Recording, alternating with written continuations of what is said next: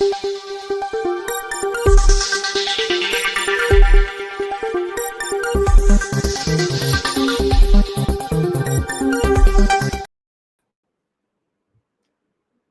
राम।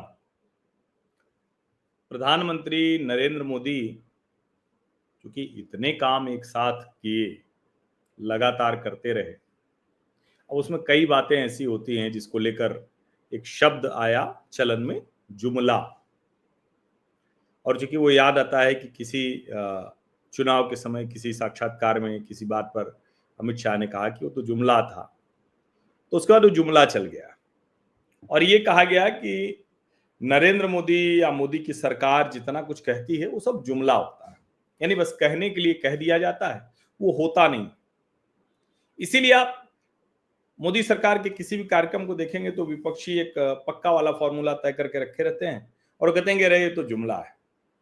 अब वो सब कुछ जुमला समझ गए, लेकिन वो जुमला समझते रहे और नरेंद्र मोदी ने धीरे धीरे धीरे धीरे बड़े बड़े एजेंडे को लागू कर दिया। अब एक और बड़ा काम, और बहुत बड़ा काम है, वो लोगों को समझ में आ रहा है, लोगों को दिख रहा है, वो पूरा होता दिख रहा है। अब जैसे मैं अक्सर कहीं जब जाता हूं, मेरी यात्राएं ठीक ठाक ही होती है, तो जब मैं कहीं जाता हूं तो मेरा ध्यान रहता है कि अच्छा पिछली बार जब मैं आया था 1 वर्ष पूर्व, 2 वर्ष पूर्व, 3 वर्ष पूर्व या महीने 2 महीने पूर्व, तो कुछ बदला क्या।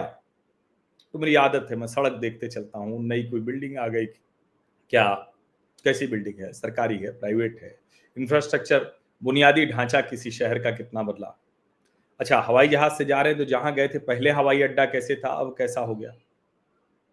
तो मैं कई छोटे बड़े हवाई अड्डों पर, जैसे मुझे याद है कि वो खजुराहो का हवाई अड्डा बहुत शानदार हो गया, ये जबलपुर का हवाई अड्डा वो बन रहा था, अभी पता नहीं पूरी तरह से बन गया। मैं जब गया था तो पुराने पे ही उतरे थे, लेकिन नया वाला रेडी हो रहा था। ग्वालियर अभी अभी मैं गया तो बनकर तैयार हो गया है, शानदार हो गया है। हमारे प्रयागराज का तो 2019 में ही बन गया था, 11 महीने में, क्या शानदार हवाई अड्डा हो गया है। अब आप देश के किसी भी हिस्से में जाए तो आपको दिखेगा। पटना अभी पुराने वाले पे उतरते हैं, बहुत विचित्र सा हवाई अड्डा है, लेकिन अब सामने दिख रहा है कि नया वाला हवाई अड्डा एकदम बनकर टनाटन तैयार है, लगभग तैयार है। जो भी 20-30%, 40%, 20-30% ही होना चाहिए, क्योंकि इंफ्रास्ट्रक्चर बन चुका है, उसमें चैनल शटरिंग वगैरह होने लगी है, तो ठीक है। ऐसे ही आप जाइए तो आपको पता चलेगा नया हाईवे दिख गया, नया बाईपास दिख गया। हम प्रयागराज जाते हैं तो नया ब्रिज बना था, सड़क चौड़ी हो गई क्या, 2 से 4 हुई, 3 से 6 हुई, ऐसे मतलब दिखता रहता है। अब ऐसा ही एक बड़ा काम है जो रेलवेज का है, और मैं रेलवे पे अक्सर कहता हूँ देश भर में जो स्टेशन है उनको कितना सुधार हो रहा है, कितना कुछ हो रहा है, उस पर मैं बात भी करता रहता हूँ। अक्सर जब मैं यात्राओं में जाता हूँ तो आपको मैं वीडियो भी छोटी छोटी डालता हूँ अपने सोशल मीडिया प्रोफाइल्स पर भी, और कभी कभी यूट्यूब पर भी, वैसे आमतौर पर सोशल मीडिया प्रोफाइल पर बनता है। अब मैं कल ग्वालियर गया तो मैंने देखा कि ग्वालियर का हवाई अड्डा तो बहुत शानदार बन गया है। ग्वालियर का जो स्टेशन है, रेलवे स्टेशन, तो 1 2 3 4 प्लेटफॉर्म है अभी। अब वो 1 नंबर से आप जाएं चाहे 4 नंबर से जाएं, आप धूल गंदगी में सने बिना जा नहीं सकते। पूरा हवाई स्टेशन, रेलवे स्टेशन का पुनर्निर्माण हो रहा है। अब चूंकि बड़ा व्यस्त रूट है तो ट्रेनें तो रुकने वाली नहीं। आप समझिए बैठने तक की लोगों के पास जगह नहीं है। अगर स्टेशन पे आपको जाना है और 15 मिनट पहले भी पहुंचे तो आप बैठ नहीं सकते, आपको खड़े ही रहना पड़ेगा। बैठेंगे तो गंदा होगा, चारों तरफ धूल है, तोड़ फोड़ है, सब कुछ चल रहा है। अब क्या है, उसको देखते समझ में आया, दरअसल नरेंद्र मोदी की सरकार देश भर में जो बुनियादी ढांचा है उसको बहुत दुरुस्त कर देना चाहती है, कर भी रही है।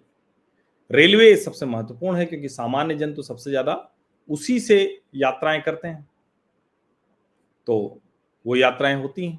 तो मैं चूंकि रेलवे की यात्रा तो अच्छी होती है, समय के चक्कर में कई बार मतलब हवाई जहाज का सहारा लेना पड़ता है, और इधर थोड़ा ज्यादा हो गया क्योंकि जब ज्यादा यात्राएं होती हैं तो समय का भी देखना पड़ता है। लेकिन जहां संभव हुआ तो वहां ये कर लेते हैं। अब जैसे मैं ग्वालियर गया तो था एमटी यूनिवर्सिटी के मीडिया फेस्ट में हवाई जहाज से, क्योंकि एक ही दिन का समय था, सुबह भी जा सकते थे, सुबह की वंदे भारत 6 बजे की थी, लेकिन मैंने 11:10 वाली उड़ान ले ली। तो उससे लाभ ये हुआ कि 12:10 पहुंच गए, 12:30 अपना हमारा जो वैलेडिक्टरी सेशन का मैं चीफ गेस्ट था वो हुआ, और शाम को फिर वापस आ गया। तो वंदे भारत थी, 7:30 बजे, 11 बजे आ गया। अब वंदे भारत वो कहां से चल रही थी? खजुराहो से। तो ये सब है। लेकिन जो ग्वालियर स्टेशन मैंने देखा, तो अब आप समझिए कि उसको जरा समझना जरूरी है। दरअसल देश भर के 100 से अधिक रेलवे स्टेशनों का जो रीडेवलपमेंट होना था, पुनर्विकास, वो पूर्ण हो गया है। प्रधानमंत्री नरेंद्र मोदी इसका उद्घाटन करेंगे 22 मई को। जब 22 मई को करेंगे तो एक बार फिर बात कर लेंगे। लेकिन अभी मुझे लगा कि ये बहुत जरूरी है बात करना, क्योंकि ये जो 100 से अधिक रेलवे स्टेशन है, ये बहुत मतलब अच्छी स्थिति में नहीं थे। और अश्विनी वैष्णव, हालांकि मैं बार बार कहता हूं कि 3-3 मंत्रालय है उनके पास, जरा करना चाहिए थोड़ा सा ये सब।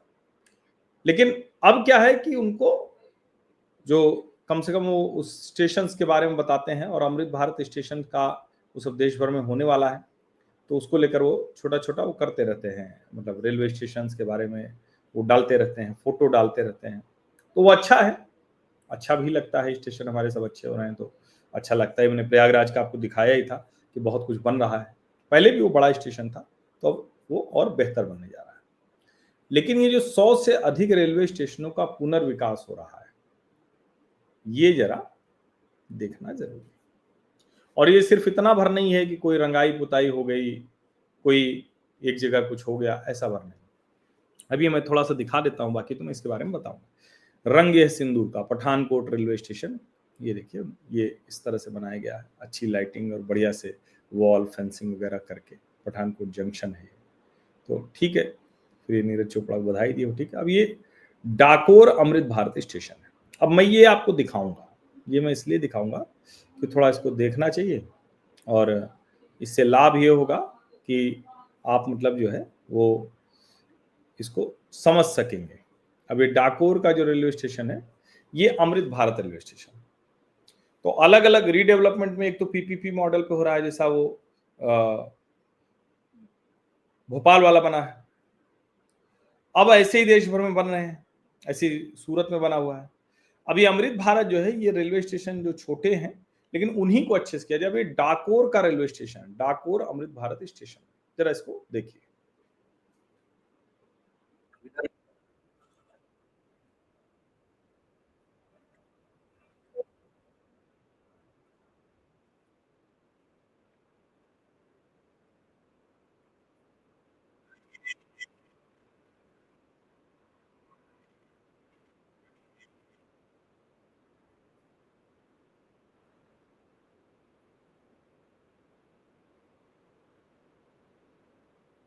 अब ये मैं आपको दिखा रहा हूं इसलिए, जिससे कि आपको समझ में आए। जरूरी नहीं कि स्टेशन को बहुत मतलब एकदम से सब मुंबई दिल्ली और बड़ी जगहों की तरह हो, छोटा स्टेशन भी है, साफ सुथरा रहे, यात्री सुविधाएं रहें, बैठने की जगह रहे लोगों की, पार्किंग अच्छी हो, दूसरी जो सुविधाएं होती हैं वो बहुत अच्छी हों, खाने पीने के सामान अच्छे से मिले, साफ मिले, तो ये सब कुछ होना चाहिए। ये जो अमृत भारत स्टेशन है, ये उसी का एक, जिसको कहते हैं, वही करने की कोशिश है। अब ये मैंने आपको अमृत भारत डाकोर स्टेशन दिखाया। देश भर में 100 से अधिक अमृत भारत स्टेशन बने। अब ठीक है, हवाई अड्डे तो हैं, रेलवे स्टेशन होते हैं, लेकिन सुविधाएं तो विश्व स्तरीय करना है। जो रेलवे स्टेशन है उसको सिटी सेंटर जैसा बनाना है।